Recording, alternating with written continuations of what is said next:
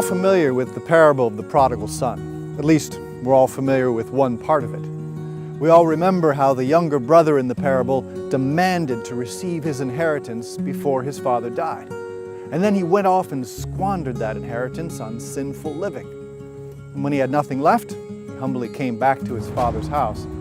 And instead of being punished for his selfishness, he was welcomed with a celebration. That's what we remember about this parable.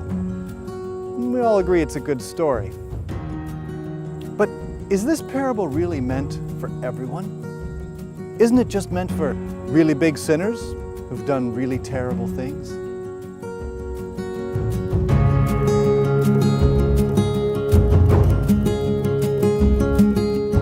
This can't be a parable meant just for really big sinners who do really terrible things, because Jesus told this parable to the Pharisees. And the Pharisees were the most faithful and religious people in ancient Israel. The very word Pharisee means separate, in the sense of set apart, superior to the others. The Pharisees were the good guys, the most perfect Jews. So why would Jesus tell them the parable about the prodigal son, about someone who was so far from being perfect? There are a lot of reasons, and some of them have an important, refreshing, inspiring message for us.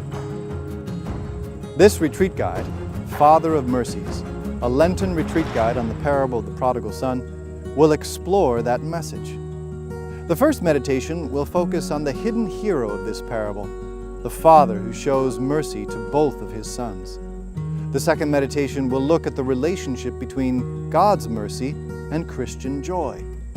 And the conference will look at some practical things we can all do to live and spread that joy more fully.